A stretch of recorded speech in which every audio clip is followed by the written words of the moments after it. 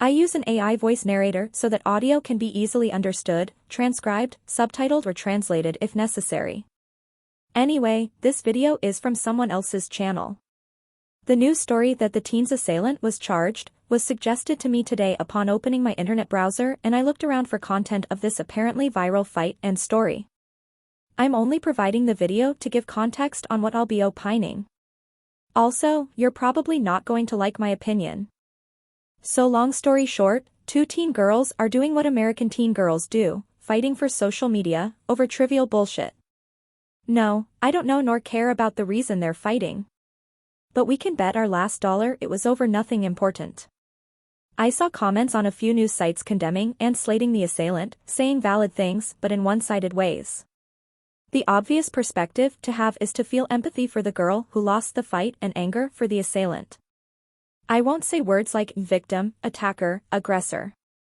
Those are opinionated, sensationalizing, and propagandizing, infantilizing, and villainizing buzzwords. Also, I won't be calling them by their names because I only know the name of the girl who lost the fight. So going forward, I will refer to them as white girl and black girl. Or, the girl who lost the fight, and the assailant. Quite simply, this has become a racial issue anyway. And quite simply, she is the girl who lost the fight. Firstly, I do not feel badly for the white girl who lost the fight. I also do not think the black girl assailant should walk free. I'll tell you why I don't feel bad for the white girl who lost the fight. Firstly, let's unpack that she's a white girl. If you look at this video, she's the only white girl in this black area. This is very hustle and flow. This is very flavor of love. This is very Zola. This is very Fig Street and Skid Row. This is very soft white underbelly. This is very beyond scared straight.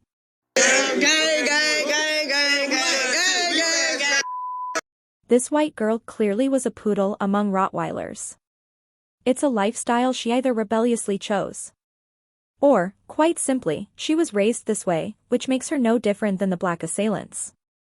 There are also some black people jumping in to defend her, though this melee caused her to convulse on the ground alone. Here's what happens when you go to the hood and can't fight, you get beat up. Here's what happens when you get beat up, and you might get brain damage or other damages. It's unfortunate, but it's not this youth black assailant's fault that she is a minor born in a dangerous neighborhood, and has grown to understand, beat up, or get beat up.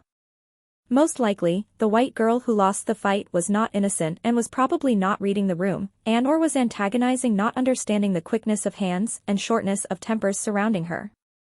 Honestly, that's just too bad. This is clearly an extreme story because of the results of her injury, meaning it's not normal for even people in the hood to end up after a fight like this, and it's not normal for white people who avoid the hood to end up like this. This only happens to dumb people. It would be different if she's in a nice suburb or on Rodeo Drive or something, and the black assailant is from the other side of town or something, and wanders into the nice area, and picks a target, and beats them madly. This is the opposite. The white girl wandered into the hood, or she's born trash, and talked smart or did something silly to offend this clearly unstable black assailant girl. In the words of a wise man who once said, "It is what it is." So that's first things first, why I don't feel bad. Next things next, why I won't call the assailant other words such as attacker or aggressor or bully, is because in this case, she is neither. She simply won the fight, albeit a bit over the top. She wasn't attacking anyone. I wouldn't say she was in imminent danger and defending herself, but I won't say she wasn't either.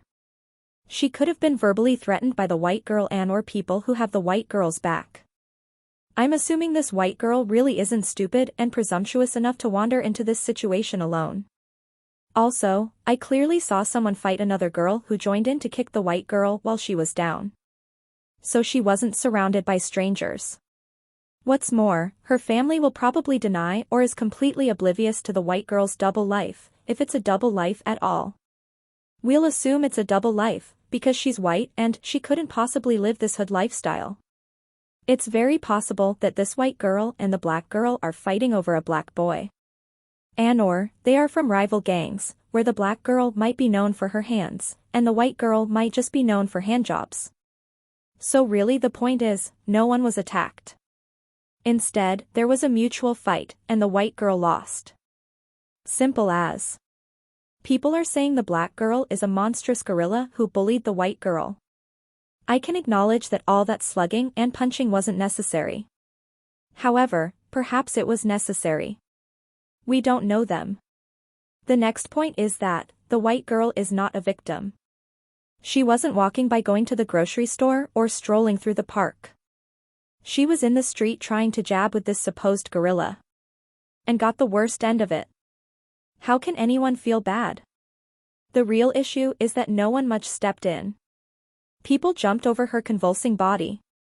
I think that's the real crime here. Screw that she got the bad end of a fight. Now we've all got into fights where perhaps, the person who won did a little too much. Sometimes, we might have been bullied or misidentified by an angry crack baby desperate to fight. But an attack is not a fight. The other major issue is that people live in a lifestyle and neighborhood where violence is natural, normal, and the default response or resolution. That's what is called the hood. There shouldn't be hoods, but every country has at least 10 hoods or ghettos. No matter the racial makeup. So no one can say this is actually a racial issue at all. It's just hella inconvenient that the assailant is big and black, and the person who lost the hood fight is petite and white. Also, I think it's rich that this white girl getting beat up by clear opponents is already getting mass sympathy and swift justice. Meanwhile, Black American Shankella Robinson's death by her own friends was just viral tabloid fodder and she still is not getting justice. Nor is Breonna Taylor. These were both completely innocent women, who are dead, and people only care if they're hashtagging about it, over a year later for both women. Meanwhile, though it is great that people rally against violence which the black assailant is guilty of, there's actual actions taken literally a few days later after the fight. It's definitely racial. You can't tell me otherwise. I'd like to see you try. The next thing I must point out is people are outraged because of the size difference. I can assure you that size means nothing when it comes to fighting. Absolutely nothing. And you must know this. Watch reality television.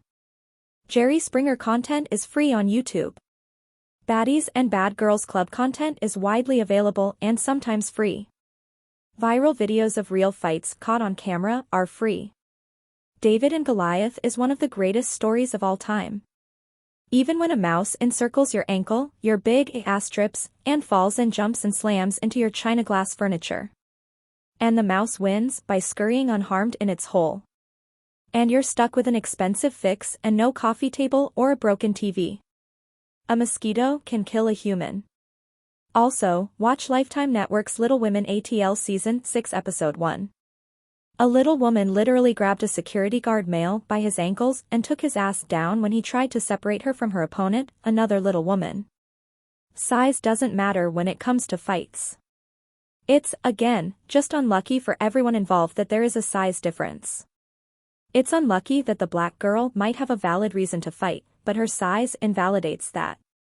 It's unlucky that the white girl otherwise would have got her ass beat regularly, and walked away set straight if she was a bit bigger or the assailant was a bit smaller. It's unfortunate for black people that this event happened because it's not a good look. I'm positive, though, that if size were not a factor, the white girl still would have got her ass beat. And the black girl still would be villainized. The next point is that the black assailant's family is now crying victim, apparently, according to multiple official news reports. Just Google the white girl who lost the fight's name, and the first thing, as of today, that pops up is the update that her assailant's family says. The assailant is a victim, who is a good person, and an honor student. And blah blah blah. Honestly, if I hooped someone's ass, I wouldn't play victim later. I'd own it like, yeah, I did that. Don't fuck with me. I run this hood now. This is my town. These are my streets. Name the whole shit after me. Draw my ass on a mural. I think it's icky that this behavior is perpetuated through infantilizing. It doesn't convince anyone. It doesn't provide a good defense. It also doesn't give the audience an open door to attack the assailant. If the assailant represented themselves as sorry, remorseful, and reforming from the beginning, no one would be able to say anything untoward or scrutinizing, not without fault at least. Instead, this sob story comes across like societal chest beating, where basically, they don't see this lifestyle as a bad thing. At least that's how it comes across. Yes, she beat her ass. But she ain't guilty. That's just a bad defense. You should just own what you did and say sorry, and explain the preceding events and backstory such as, the white girl threatened her, if she did. Say things like, yes, I did what I did, but I'm sorry that it turned out this way. However, I felt the need to defend myself because she had several people with her who are known for nefarious activities, and I felt the need to fight the girl, who I had ongoing feuds with. It's unfortunate that she's now ailing after a bad fight, but this was not an intentional attack. I was on my way home to eat flaming hot Cheetos and KFC and to watch the new episode of Love and Hip Hop. I was not looking for beef. I had to stand on business. But this whole defense of playing victim? Neither party is a victim. So disgusting and fucking annoying. What's also disgusting and fucking annoying are people who look at this in a one-sided way. What is the world coming to? The final issue might be the biggest. They are filming this for social media. And she knows they're filming this for social media. How is it lucrative to go viral in someone else's video? And a video they would probably profit off of, like Hood Paparazzi selling the clip to a major tabloid. Some far-fetched pipe dream that the assailant will be reached out to, and then a further pipe dream, to do what, after being reached out to? To star on a trash reality show? And show off your fighting skills? And get interviewed and paid? Or be some online urban legend and have people race to find your social handles and then you spike in online popularity and get sponsorships and a check next to your name and enough follows to monetize your channel? Honey, that ain't gonna happen. I mean, it could. But it ain't. So why be so determined to beat someone up on camera? If I saw cameras, I'd beat their ass and tell them to stop filming because it's incriminating. I wouldn't carry on and give the fight my all especially. Social media is such a disease. That's why I am okay with being a non. Social media is the black market mecca of capitalism. That's what the world is coming to, really.